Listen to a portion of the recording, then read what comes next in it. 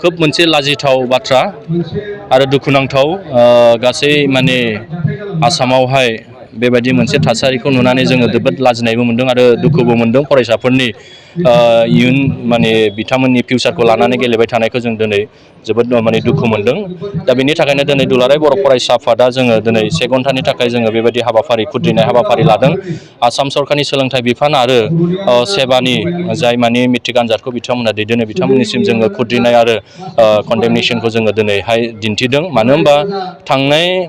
3 मार्चनिफ्राय जे मेट्रिक जे आनजाद बियो सोलिदोंमोन, नाथाय गिबिनिफ्रायनो जोङो बेबायदि माखासे कुइसन लिक आउट जानाय माने खिलिमिलिखौ जों नुदों आरो दिनै फैनानै दिनैहाय माने जेनेरेल साइन्सनि साबजेक्टआ बे दिनै जानांगौमोन, नाथाय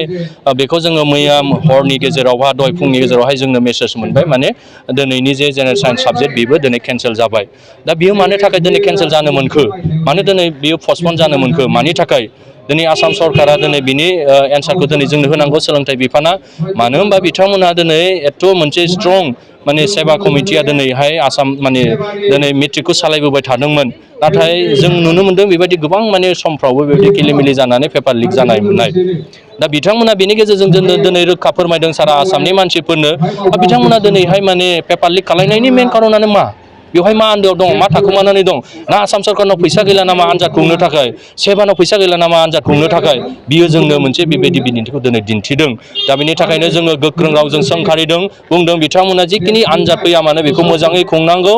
आरो जोंनि फरायसाफोरखौ लानानै फरायसाफोरनि इयुन जिउखौ लानानै बिथांमोना गेलेनो मोना। दिनै सेबाया आनजाद खुंनायाव दिनै फैलार जादों, बारे बारे बिथांमोना लिक आउट खालामनायनि थाखाय मानो बिथांमोना दिनै फैलार जादों। बिथांमोना मोजाङै खुंनो हानांगौमोन। जिहेथु जोङो नुदों सासे फरायसाया मोनसे मोजां थांखि लानानै मेट्रिक आनजादखौ माने लिरो, बिथांमोना थांखि लानानै गोजौ सोलोंथाइ लानानै गाव गावनि सिमांखौ जाफुंहोनो थाखाय बेनो मोनसे हाइ टाइम आरो मोनसे हायार इडुकेसन लानायनि मोनसे बेनो बिगिनिं। दा बेवहायनो जुदि खिलिमिलि जायोबा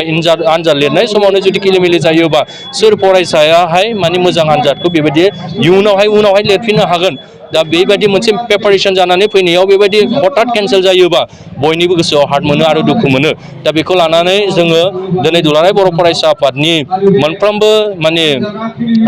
जिल्लानि मावख'आवहाय बेबायदि हाबाफारिखौ जों लादों। लोगोसे डिसि अफिस आरो साब डिभिसन लेभेलाव बे हाबाफारिखौ लादों। दिनै क'क्राझार जिल्ला दुलाराय बर' फरायसा आफादनि जे बानजायनायावहाय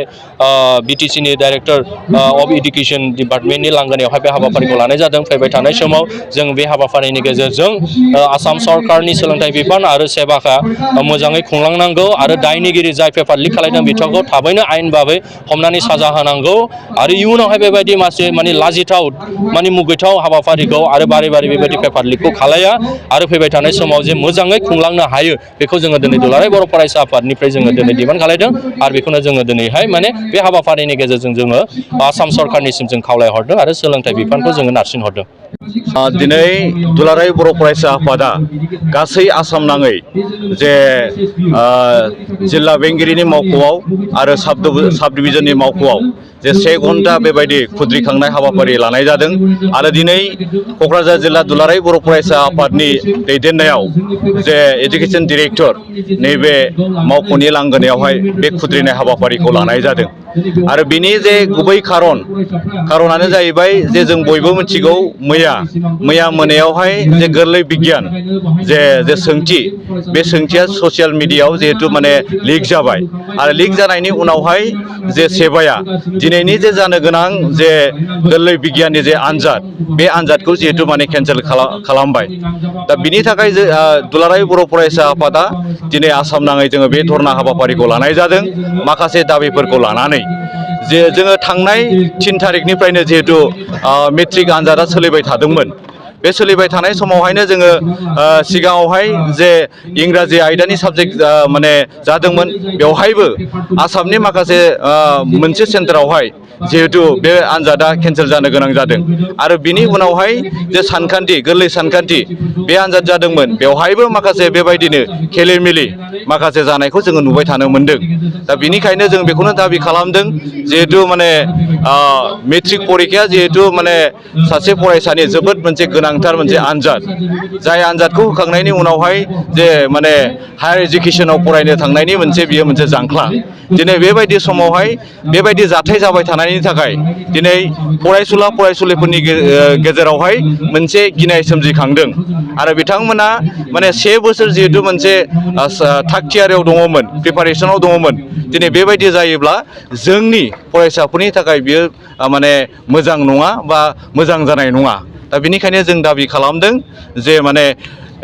बाखि जेखिनि माने आयदाफोर दङ बे आयदाफोरखौ जेन' जे फ्रि एन्ड फेयारै मोजां रोखोमै खुनु गेना गोरोन्थि गैयाजासे जेन' आनजादफोरा मोजाङै खुङो आरो बेजों लोगोसे जे नैबे पेपार लिक जानाय बेवहाय जाय माने दुस्रखारिफ्रा बिथांमोना लोब्बा दंमोन बिथांमोनखौ माने नायबिजिरनायनि गेजेरजों बिथांमोनखौ थाबैनो गोख्रों राहा लानानै बिथांमोनखौ मोनसे साजा होनायनि बेबस्थाखौ लायो जों बेखौनो खावलायदों। जोङो बेखौथ' जों बुंनांगोन सेबाया थारैनो बे बेलायावहाय माने 100% बियो माने फेलें जादों।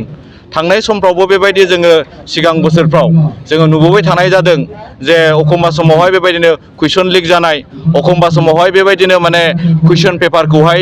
माने मोसौआ जालायनाय, बेबायदि सिगां समफ्राव सेबानि जे माने